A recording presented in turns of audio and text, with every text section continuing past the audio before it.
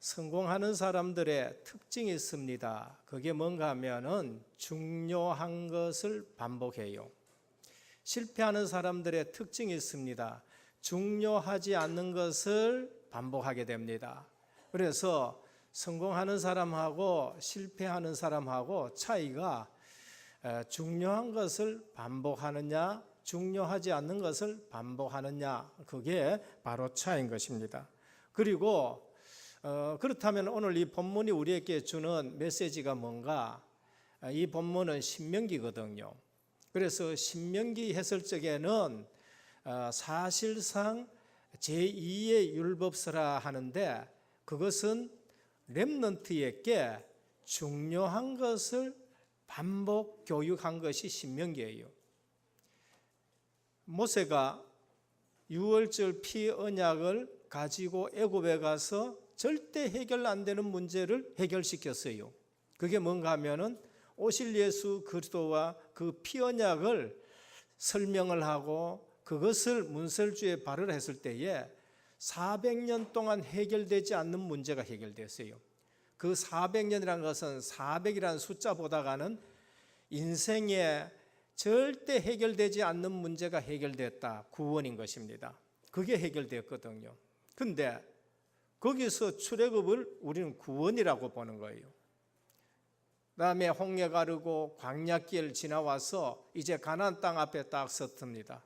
근데 모세는 그 광야에서 낳는 사람들은 출애굽 때 바른 피 언약을 잘 몰라요. 절기를 받는 것이지. 그래서 곧 가나안 땅 들어가기 전에 그들에게 신명기에 새로 다시 율법을 가르치고 복음을 가르치는 것이 신명기예요. 그러면은 신명기는 뭐냐? 창세기, 출애굽기, 레위기, 민수기를 가지고 재해석해주고 반복해서 그들에게 적용시켜 주는 거예요.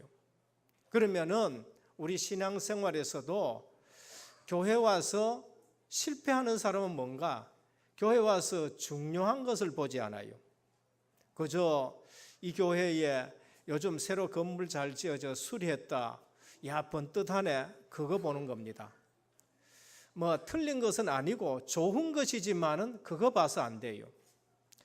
이 교회에 장로님이 한 22분이나 되고 21분이 되고 뭐 이렇다, 중요하지만은 실제 하나님 앞에서는 그게 중요하지 않아요.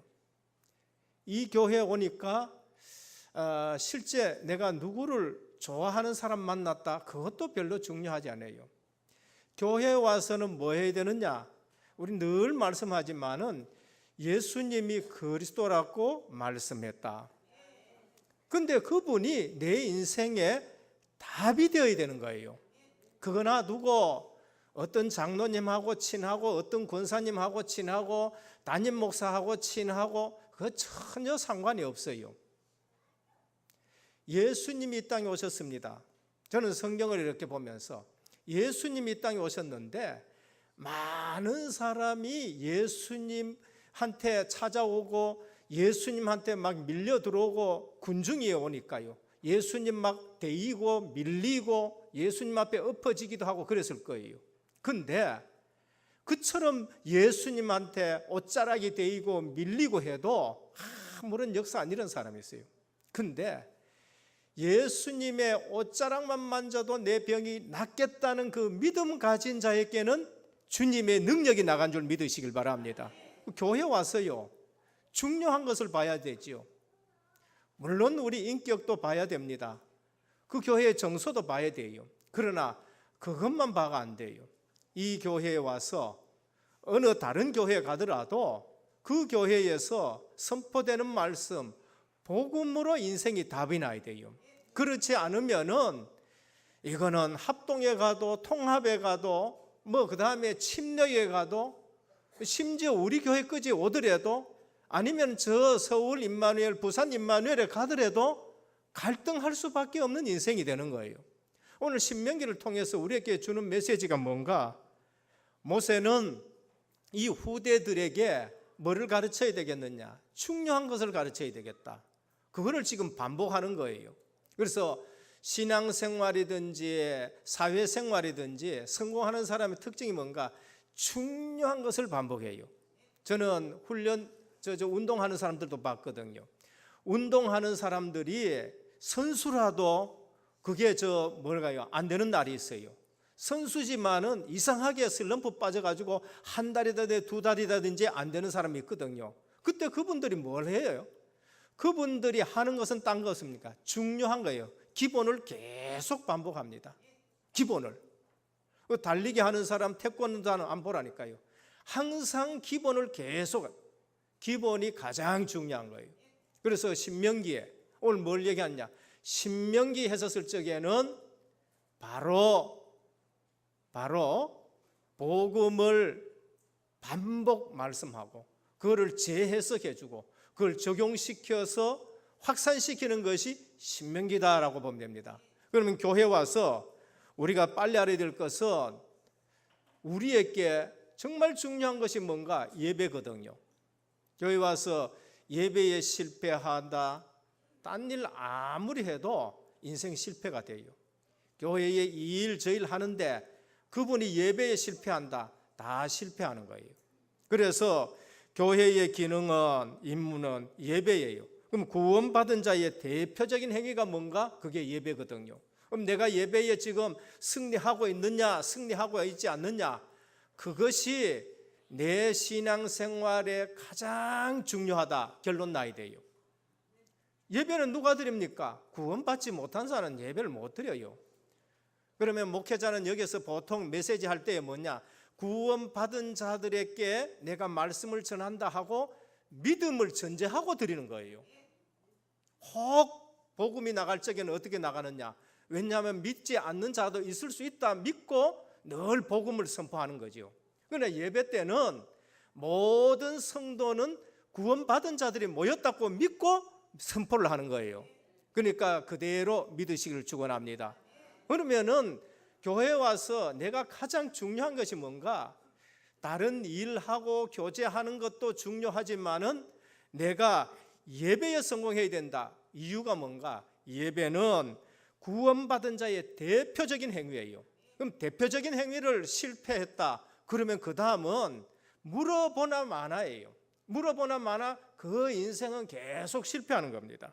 그래서 예배를 통해서 모든 것 회복하기를 축원합니다. 두 번째 중요한 게 뭔가? 그게 전도거든요. 구원받은 자는 예배의 축복 속에 있고 교회의 기능은 두 번째가 전도인데 전도가 뭐예요? 전도는 복음 가진 자의 삶이에요. 그래서 증인되는 겁니다. 전도는 우리 주님이 오직 성령이 너희에게 임하시면 너희가 권능을 받고 땅끝까지로 내 증인이 되리라 하셨습니다. 그럼 전도는 어려운 게 아니지요. 전도는 내가 그리스도의 증인되는 거니까요. 그러니까 증인은 있는 것을 말하는 거거든요. 증인은 본 것을 말해요. 저는 제가 이것을 몰랐기 때문에 전도가 가장 힘들었어요. 전도가 가장 세상에서요. 주일 예배 드린 거는 크게 힘 안 들어요. 가라 그러면 가면 되는 거거든요. 새벽기도 하라 그러는 거 이를 악물고 새벽기도 나오면 돼요. 근데 전도는 증인이 돼야 되기 때문에 내가 본 것, 내가 가진 것을 얘기하는데 그게 처음이 안 되지면 그것만큼 힘든 게 없어요. 신학교 다니는 건 다니면 되는 거지요. 그러나 전도는 그게 아니에요. 내게 임한 하나님의 영광을 말하는 게 그게 전도예요. 내 속에 성령이 계시는 것을 말하는 것, 내가 구원받은 거 말하는 게 그게 전도란 말이에요. 그래서 나 자신이 복음을 누리면은 전도는 되어질 줄 믿으시길 바랍니다. 그 다음에 중요한 게 뭔가? 교육이에요. 오늘도 렘넌트 주일인데요. 우리 옛날에 어린이 주일이라고 했었습니다. 그러면 기독교 교육의 뭔가? 목표가 뭔가? 기독교 교육의 목표는 하나님의 사람으로 양육하는 것이 기독교 교육이에요. 기독교 교육의 목표를 우리가 알고 주일학교를 해야 돼요. 기독교의 교육을 알고 중고등부 가르치고 이 아이들에게 세상 지식, 세상 전문성 그거 하나 더 가르치는 거 아니에요. 늘 우리가 자주 듣습니다만은 날카로운 칼이 있는데 그것이 주방장 손에 들려지면은 그건 중요한 요리를 만들어내요. 근데 이 칼이 강도 있게 잡히면 이건 도둑질한 데 쓰임 받거든요. 우리 자녀들에게 부모님들이 세상 지식 좋다고 세상 전문성 그거 가르친다고 다 가르쳐놔도 이 아이에게 복음적인 교육이 안 되고 이 아이가 하나님의 사람으로 양육이 안 되어지면은 그 아이가 나중에 뭐 하느냐? 그 아이가 나중에 세상을 위해서 쓰임 받는 거예요. 이 아이가 돈을 많이 벌였다. 세상 위해서 돈을 쓰게 되는 거예요. 지금 그것이 한국의 정치요 세계 정치란 말이죠. 그래서 배운 만큼 그 배운 것 가지고 세상에 쓰임 받는 거예요. 그래서 기독교 교육의 목표가 뭔가? 하나님의 사람으로 양육하는 거. 그게 기독교 교육이에요. 그러면서 중요한 게 뭐예요? 섬김입니다. 섬김은 복음적인 삶의 방법이에요. 내가 복음 가지고 있었다. 그럼 내 삶의 방법은 뭐로 나타내냐? 섬김으로 나타내요. 중직자일수록 더 많이 섬기기를 축원합니다. 세상하고 교회하고는 틀려요. 근데 세상에 오랫동안 생활하던 사람이 교회 와가지고는 교회가 뭐 이래 그래요. 왜냐하면 세상 방법 가지고 보니까 아니거든. 왜 민주주의를 안 하느냐? 그렇게 또 말한다니까요. 교회는 민주주의가 아니에요. 교회는 전제주의도 아니고 또 어떤 사람은 그래, 목사님 뭐 마음대로 한다 그렇게 말해요. 얼핏 보면은 목사님 마음대로 하는 것은 복음 없는 목사가 마음대로 하면 그건 전제주의가 돼요. 그게 뭔가 하면 중세교회 사제 중심의 교회란 거예요. 그래서 개혁교회가 나가지고 사제 중심의 교회가 아니라 장로 중심의 교회로 만들어야 되겠다는 거, 그게 장로교회예요. 그래서 장로교는 민주주의가 아니에요.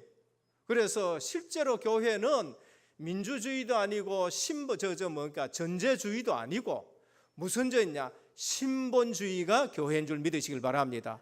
그래서 실제적으로 하나님이 그것을 원하느냐, 하나님의 목표가 뭔가, 그거를 중심으로 하나님 말씀대로 움직이는 것이 그게 교회인 거예요. 그래서 교회는 세상 방법처럼 다수결로 물론 그렇게 하긴 해요, 회의는. 그러나 기도하면서 하나님이 모든 성도들을 통해서 신본을 따라가도록 하는 것이 교회인 것입니다. 그래서 주님이 오셔서 뭐 했어요? 내가 온 것은 섬김을 받으려 함이 아니요 도리어 섬기라고 많은 사람의 대속물로 주려 하려 함이라 하셨어요.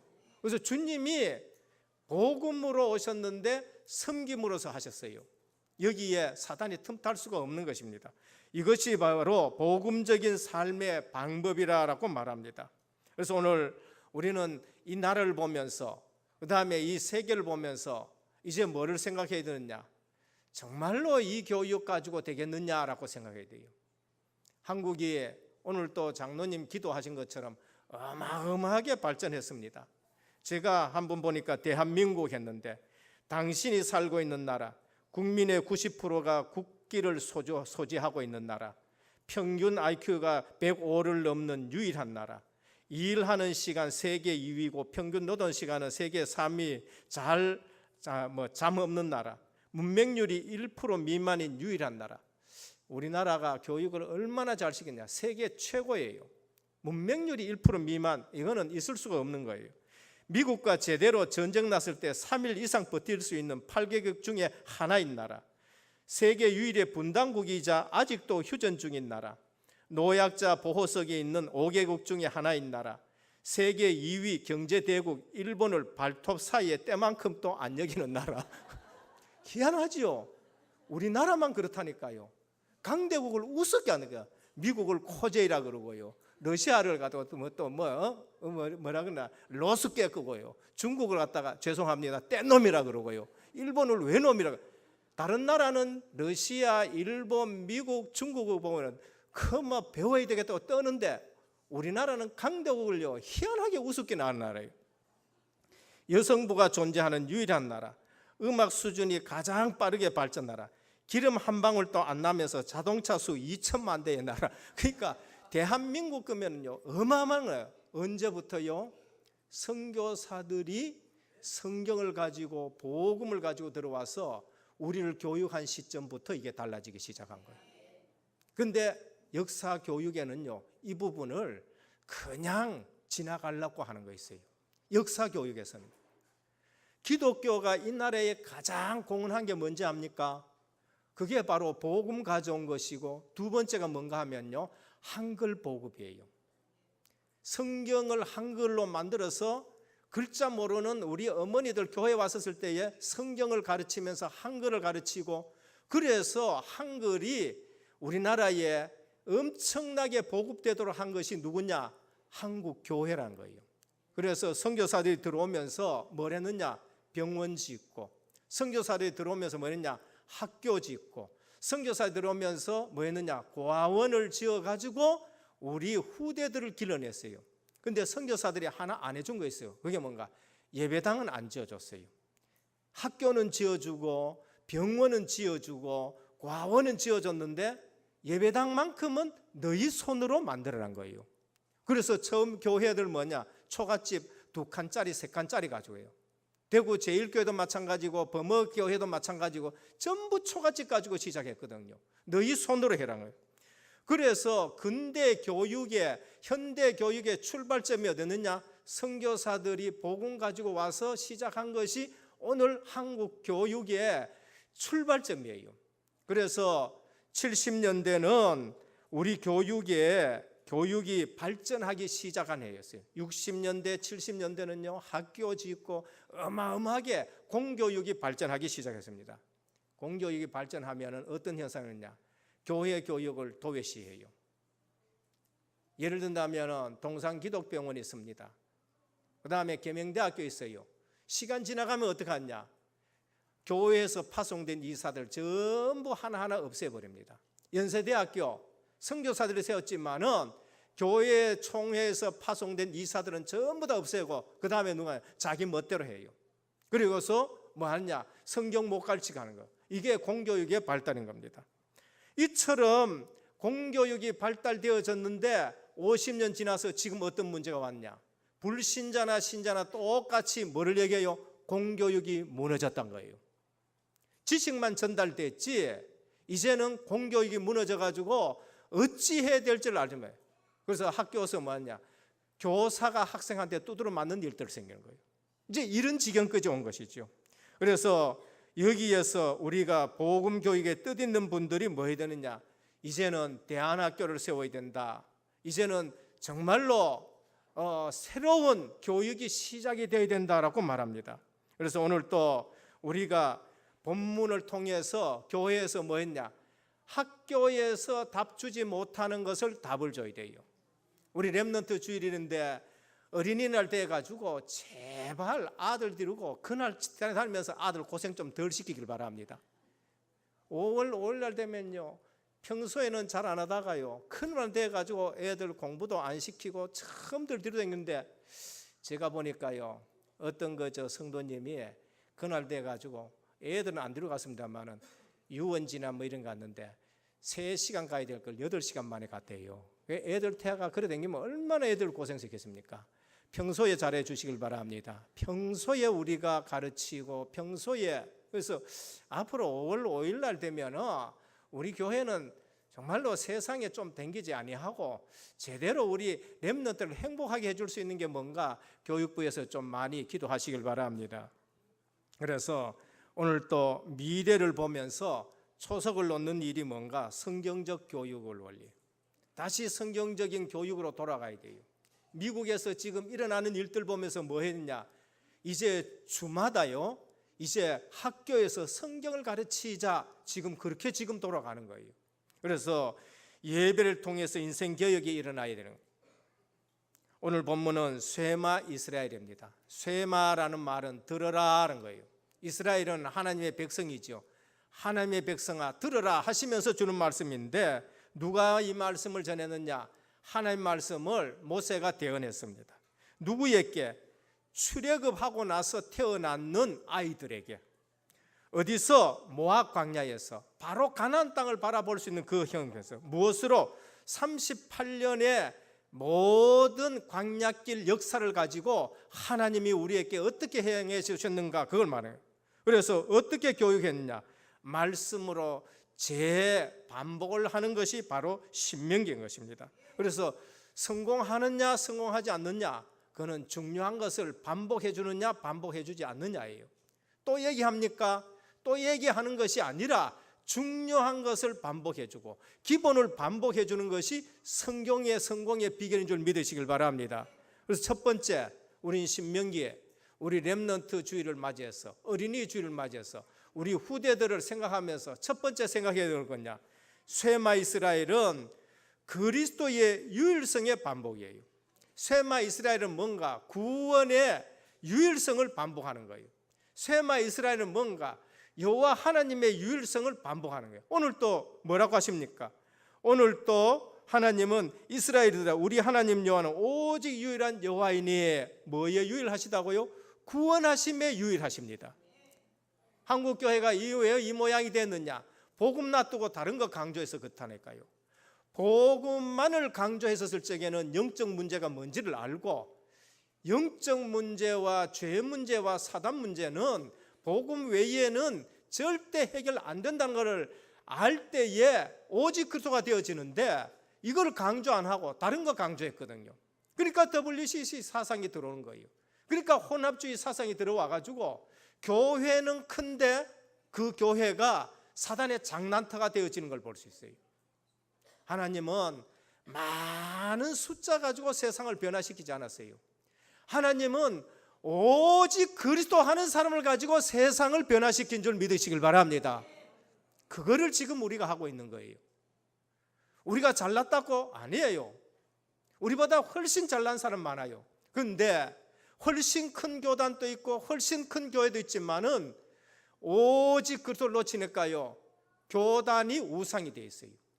교회가 교로 전락했지 그리스도의 복음이 희미해져 가는 일들이 생겨요. 그래서 오늘 뭐라고 하느냐, 후대들에게 오직 여호와는 유일하신 여호와다. 그 말은 뭔가? 구원하심에 유일하다. 구원하심에 유일하다. 그래서 하나님은 구약 성경 전반에 하나님의 백성에게 잊을만 하면은 또 말씀하시고 또 말씀하시고 하는 게 있습니다. 그게 뭔가?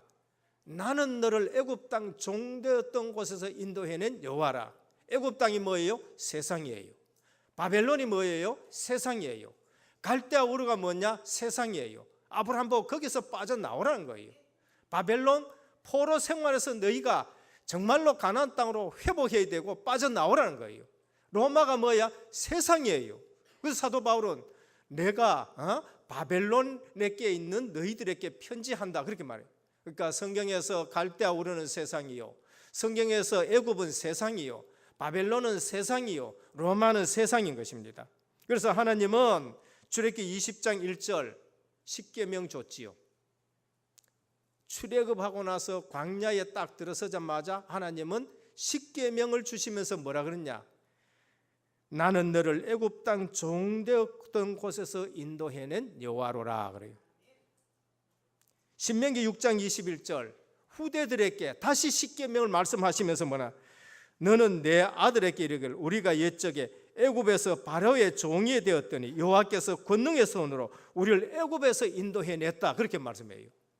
시편이나 아니면은 이사야서나 보면 볼수록 하나님은 그 시대의 사람들에게 뭐를 말씀합니까? 나는 너를 애굽 땅 종되었던 곳에서 인도해는 여호와로라고 해요. 신명기 16장 12절에 보면 너는 애굽에서 종되었던 것을 기억하고 이 규례를 지켜 행할지니라. 이 규례가 뭔가? 하나님의 말씀으로 유월절 지키라, 구원, 오순절 지켜라, 성령 인도, 이 규례예요. 그게 수장절을 지키라, 하나님 나라가 배경이다. 여호수아 24장 17절에 보면 이는 우리 하나님 여호와가 그가 우리와 우리 열조를 인도하여 애굽 땅 종되었던 집에서 나오게 하고, 그래요. 이사야에서 가져도 43장 11절 나 곧 나는 여호와니 나 외에는 구원자가 없느니라, 그렇게 말씀해요. 저는 성경 읽어보다가요, 중간중간에 하나님은 꼭 하시면 나는 너를 애굽 땅 종되었던 곳에서 인도해낸 여호와라. 오늘 우리를 세상에서 죄악 가운데서 사단의 손아귀에서 저주 재앙 가운데서 우리를 빼내신 분은 여호와 하나님이신 줄 믿습니다. 그리스도 외에는 우리를 구원할 자가 없어요. 그럼 우리의 교육이 반복 교육에 뭐가 나와야 되느냐? 우리가 정말로 쇠마 이스라엘에서 뭐가 나와야 되느냐? 구원하심의 유일성을 우리가 말해줘야 돼요. 신약에는 다르냐? 요한복음 14장 6절입니다. 주님이 오셔서 구원의 유일성, 그리스도의 유일성을 말씀했어요. 내가 곧 길이요 진리요 생명이니 나로 말미암지 않고는 아버지께로 올 자가 없느니라 그래요. 종교는 좋은 말 합니다. 그런데 그 좋은 말 듣고 있다가 영적 문제 못 이겨요. 분명히 종교에서도 말하는 것 들어보면은요, 이게 뭔가 가슴에 와 닿는 말을 한다니까요. 저도 종종 듣거든요. 닿는 말을 하는데 내 죄 문제는 해결되지 않아요. 성철한 분이 그랬잖아요. 내 죄가 수미산보다 높다. 아무리 수행하고도 죄 문제 해결. 죄 문제 해결되지 않으면 절대 하나님 못 만나는 거예요. 그래서 내가 길이다. 사주팔자 운명에서 빠져나오는 길 예수 그리스도, 하나님 만나는 길 예수 그리스도.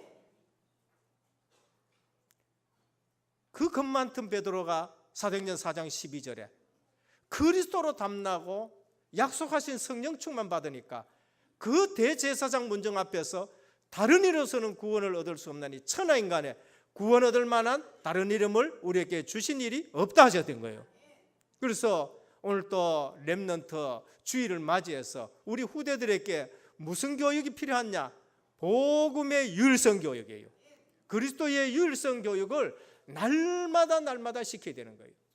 모세는 그것을 알고 또 말씀하고, 하나님은 그것을 알고 또 시대마다 선지자를 통해서 나는 너를 애굽 땅 종되었던 곳에서 인도해낸 여호와라. 이 사실을 알면은 복음은 배타적인 게 아니에요. 복음은 독선이 아니고 복음은 편협하지 않아요. 복음 모르는 사람들이요, 교회 왔다가 복음 못 듣고 교회 왔다가 예수 그리스도를 못 만난 사람이 세상 나가가지고 인터넷에 뭘 하느냐? 기독교는 뭐가 이렇다고, 저만 구원이 있다 그러고, 기독교는 배타적이다, 독선적이다, 목사들은 보면은 완전히 편협하다. 그건 뭐를 몰랐느냐? 그리스도의 비밀을 몰란 거예요. 교회 다녀도 그저 대충 다니고 중요한 것을 모르는 사람은 그 말 맞네 하고 고개 끄덕끄덕 하는 거예요. 근데 어느 날 그분에게 뭐가 오느냐? 영적 문제 오면은 그거를 이기지 못하는 것이죠. 그래서 오늘 또 학교 교육 중요합니다. 그러나 학교 교육의 허점이 뭔가? 영적 사실, 영적 메시지를 주지 않는 거예요. 어디에서 출발하죠? 그게 진나론에서 출발해요. 그럼 진나론이 맞느냐? 진나론이 맞느냐? 안 맞아요. 진나론이 그게 사실상 학교에서 말하는 진나론이 그것이 과학적으로 증명이 됐냐? 증명도 안 된 걸 가지고 얘기해요. 저는 우리 렘넌트들에게 꼭 현장 보여주기를 원합니다. 왜 그러냐?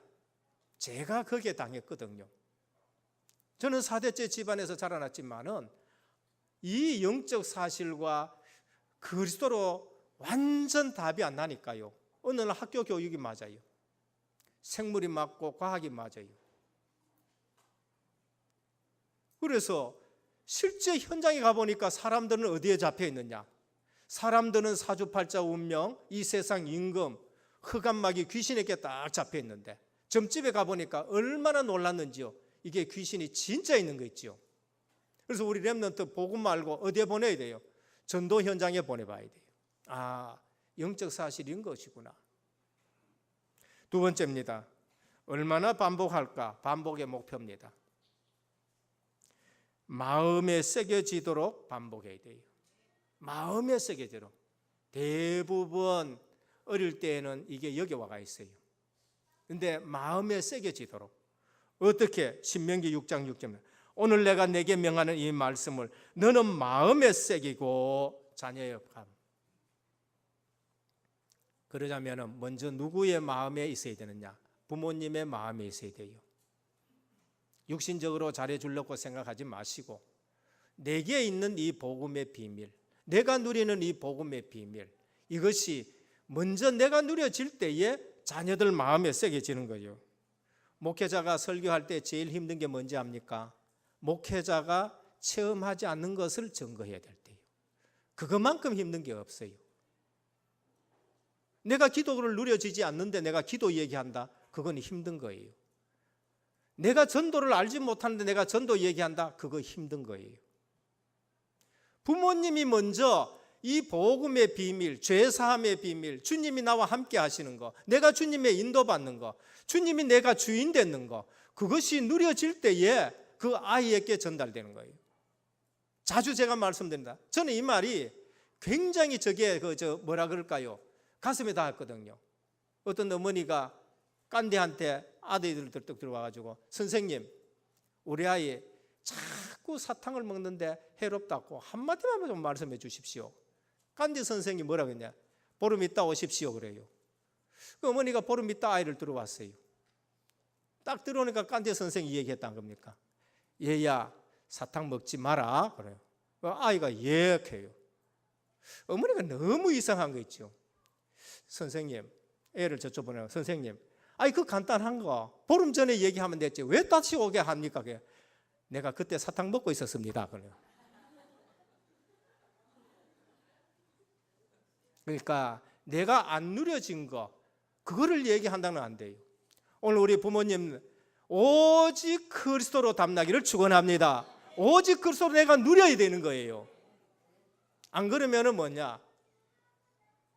내가 사람의 방언과 천사의 말을 할지라도 사랑이 없으면 소리나는 구리와 울리는 꽹과리가 되고 잔소리밖에 안 된다는 거죠. 그래서 마음에 새겨지도록, 그래서 실제적으로 부모님 마음에 구원의 감격이 있어야 되고요, 주님이 내 주인이 된 것이 기뻐야 되고요, 내가 주님과 지금 동행하는 것이 자녀들에게 보여져야 돼요. 신명기 6장 7절 9절에 보면 집에 앉았을 때에, 길을 갈 때든지 누웠을 때, 일어날 때 이 말씀을 강론할 것이고, 이게 뭐예요? 삶 속에서 그것이 반복되지요. 그게 누려지지 않는 반복은요, 정말로 듣기 싫거든요. 잔소리 같아요. 다락방 전도 훈련 5가지고 반복하면 돼요. 그게 뭔가? 다락방, 내가 임마누엘 누리는 겁니다. 내가 정시 기도 속에서 내 혼자라도 이 복음의 비밀을 누리면은 하나님 만남 속에 이 그리스도가 나오게 되어지는 거죠. 우리 가정 속에 그리스도의 말씀이 성취되고 기도 응답하고 전도의 축복이 나타나는 거, 그게 반복인 거예요. 내 직장 생활에서 반복되어지고, 직장 생활에서 이런 일들이 있었다, 그게 반복인데, 그거는 100번 얘기해도 그게 실증이 안 나는 거죠. 우리 집중훈련할 적에 우리 모든 중직자들이 와서 말씀 전하지 않습니까? 그러면 그것이 그리스도 얘기하는데 그게 실증 납니까? 그리스도의 능력이 저렇게 나타나구나, 그리스도께서 저 사람을 저렇게 변화시키는구나, 교회에 저런 중직자가 있는 거구나. 우리가 얼마나 은혜 받습니까? 그런데 반복도 내가 누려지고 내가 응답받은 반복이 계속 나와야 되는 거예요. 지교회, 이게 반복인 겁니다.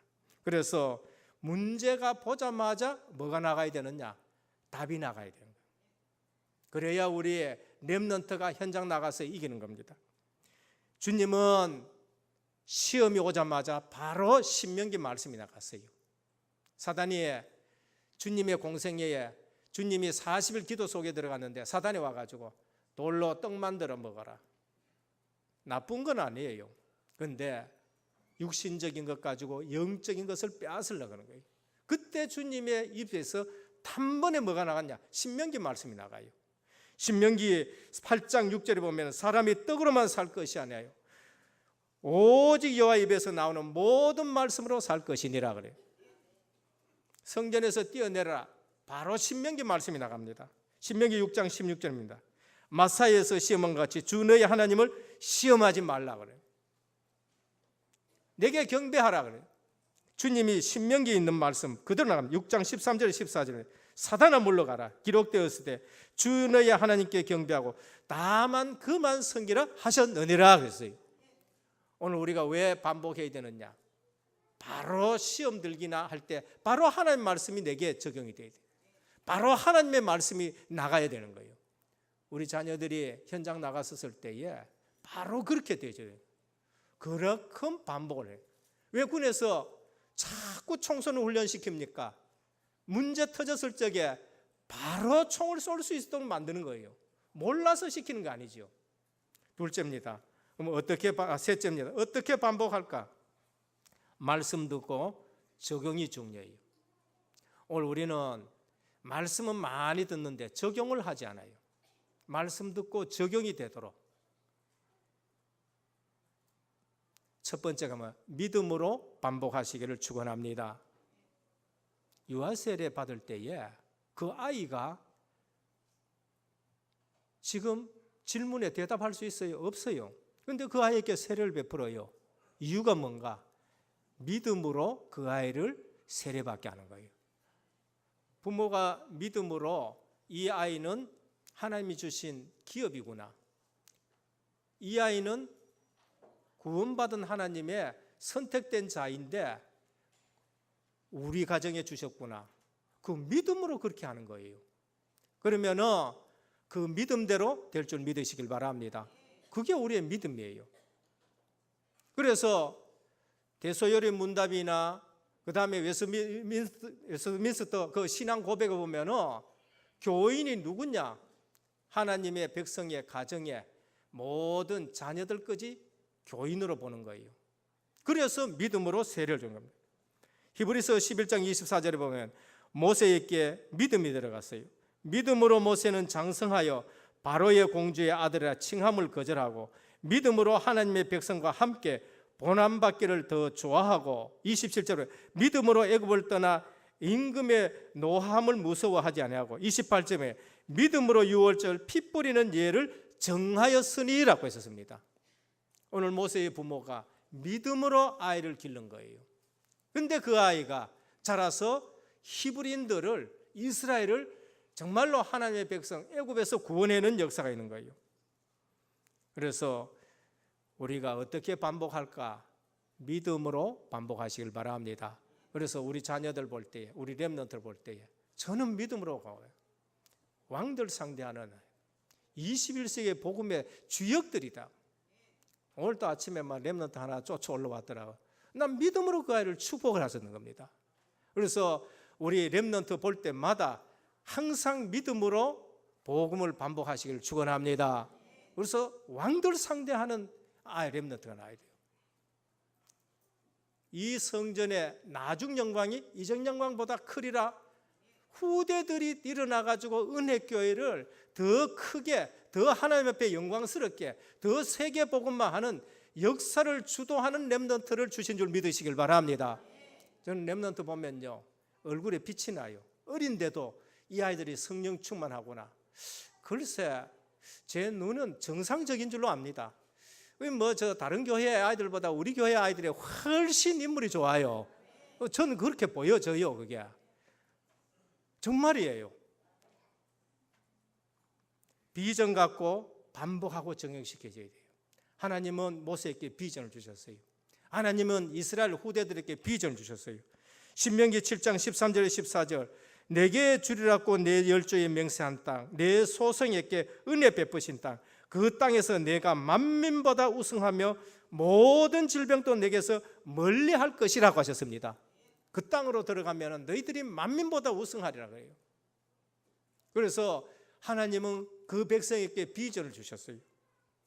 그러면서 신명기 11장 10절에 14절에 보면 내가 들어가 얻으려 하는 땅은 내가 나온 애굽 땅과 같지 아니하다 그랬어요. 우리가 신앙생활 하면서요, 세상 부러워하면 안 돼요. 애굽 땅과 같지 않아요. 애굽 땅은 어떻냐? 발로로 물 때예요. 애굽 땅은 발 가지고 설설설설 이렇게 도랑파면서 그만큼 애굽 땅은 육신적으로 이렇게 물대기가 좋아요. 그런데 가나안 땅은 그렇지 않아요. 가나안 땅은 어떻냐? 가나안 땅은 너희가 파종한 후에 너희가 건너가서 얻을 땅은 산과 골짜기에서 하늘에서 내리는 비를 흡수하는 땅으로 내 하나님 여호와께서 권고하시는 땅이라 그래요. 애굽 땅처럼 그렇잖아요. 늘 하나님이 권고하시는 땅이에요. 하나님이 위로하고 하나님이 붙들어야 거기에 머물 수 있는 땅이 가나안 땅이에요. 안 그러면 애굽 땅에 쏘아가지고 자꾸 애굽 가려고 그래요. 그래서 하나님은 절대로 애굽으로 가지 말라 그래요. 그 말은 뭐예요? 육신적으로 따라가 살지 말라는 거예요. 여러분 예수 믿어보면 단번에 부자 됩니까? 늘 그러죠. 옛날에 내 말이 옛날에 내가 돈 많았고, 그게 돈 많은 게 그게 망하는 것이라니까요. 없어서 교회 온 것이 축복인 줄 믿으시길 바랍니다. 그럼 교회 오면은 가난해야 되냐? 절대 그렇지 않아요. 교회 오면은 어떻게 되냐? 하나님이 권고하시는 경제가 있어요. 하나님이 권고하는 건강이 있는 줄 믿으시길 바랍니다. 우리는 하나님이 권고해요. 산과 골짜기가 있는데요, 거기서 다윗은 뭐를 누렸어요? 주님의 인도하심을 누렸어요. 그 다음에 주님이 뭐라고 하셨냐면은, 그 땅은 여호와께서 권고하시는 땅인데 세초부터 세말까지 내 하나님 여호와의 눈이 항상 그 위에 있다 그래요. 하나님이 여러분들을 골짜기로 다니라도 보호하고 지켜주는 것이 좋습니까? 하나님이 안 지켜주는데 돈만 많이 갖고 세상 들락날락 하는 게 좋습니까? 그러다가 망하는 거예요. 아무리 골짜기로 다니라도 세초부터 세말까지 여호와의 눈이 여러분들 지키시는 줄 믿으시길 바랍니다. 그게 신앙생활이에요. 그래서 다윗이 뭐라고 했어요? 내가 사망의 음침한 골짜기로 다닐지라도 해를 두려워하지 않는 것, 주께서 나와 함께 하심이란 거예요. 그래서 오늘 또 비전을 가지고 줘요. 그 땅 세계 복음만 하는 거, 거기에는 하나님의 눈길이 연초부터 연말까지 나를 지키시고 하나님이 권고하시는 것이고, 그러면서 거기에는 승리하는 땅이다 라고 우리에게 말씀해요. 신명기 33장 29절, 이스라엘아 너는 행복자로다. 마지막에 여호수아가 뭐라고 해요? 복음이 있으니까 내가 행복하다는 거예요. 대적을 밟으리로다. 그게 행복하다는 거예요. 그래서 어떻게 반복할까? 눈높이로 반복해야 돼요. 우리 유엔주일 학교다. 유엔주일 학교 눈높이에 반복해야 돼요. 유치부다. 유치부에 맞는 눈높이로 반복해요. 주님은 베드로가 물고기 잡으러 갔었을 때에 그 물고기 잡으러 간 그 현장 눈높이에 가가지고요, 너희에게 떡이 있느냐? 그게 눈높이라는 거예요. 그 가져왔나? 꾸부 같이 먹자. 그 새벽에 밤새도록 한마디 못 잡는데 얼마나 고생했겠어요, 그지요? 근데 가져왔나? 떡하고 고기 굽어가지고 먹여놔놓고 뭘 하지요? 네가 나를 사랑하느냐 그렇게. 애들 배는 쫄쫄쫄쫄 굽어가지고 꼭 배고픈데 그리스도 그러면 그 들어가겠어요 그요? 예. 우리 주님이 먹여놔놓고 네가 나를 사랑하느냐, 네가 나를 사랑하느냐. 눈높이입니다. 그래서 오늘 또 우리가 내 어린 양을 먹여라 그렇게 해요. 내 어린 양. 나이 들으셔도 처음 오신 분들이 있다. 영적으로는 어린애니까 우리가 눈높이로 대해줘야 돼요. 결론입니다. 부모의 영적 상태는 자녀의 미래를 좌우합니다. 부모의 신앙이 왜 중요하냐? 자녀의 미래에 영향이 가기 때문에 그래요. 저희 아버님 뭐 크게 가까이 잘 하지 않아서 원체 뭐라 그럴까요? 그게 엄하다 그럴까 무섭다. 저희 아버지 좀 무서워가지고 내가 아버지한테 잘 안 가요. 근데 한 가지 존경하는 게 있어요.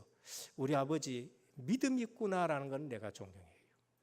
저희 어머니 기도하시는 분이구나.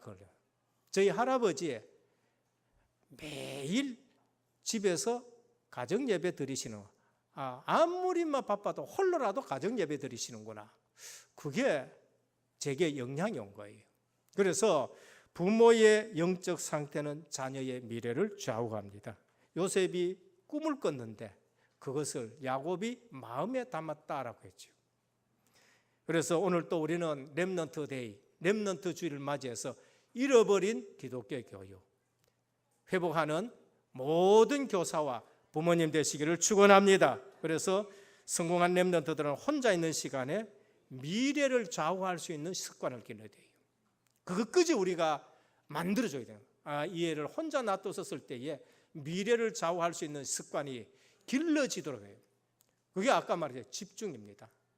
반복이에요. 그래서 어디에 집중하느냐 따라 가지고 성공할 수 있느냐 하지 못하느냐. 중요한 것에 집중할 수 있고, 그래서 예배에 승리할 수 있는 부모님 되시고 우리 렘넌트가 되기를 주님의 이름으로 축원합니다. 기도드립니다. 아버지 하나님 감사를 드립니다. 이스라엘아 들으라. 우리 하나님 여호와는 오직 유일한 여호와이시니라고 했습니다. 오늘 또 구원의 유일성, 그리스도의 유일성이 우리 렘넌트에게 가슴에 새겨지게 하여 주옵소서. 이 일을 위해서 반복하되 절기를 통해서 반복하고 예배를 통해서 반복하고 믿음으로 반복하고 비전 가지고 반복하는 그러한 교회가 되게 하옵소서. 오늘 또 렘넌트 주일에 정말로 부모의 영적 상태가 중요한데 우리가 중요한 예배에 실패하는 일들이 없도록 우리 모든 중직자와 성도들이 예배의 중요성을 알고 전도자의 삶을 살아가게 하여 주옵시고, 우리 은혜교회는 후대를 양육하는 하나님의 사람으로 길러내는 교회가 되게 하옵소서. 우리 주 예수 그리스도 이름으로 간절히 기도드립니다. 아멘.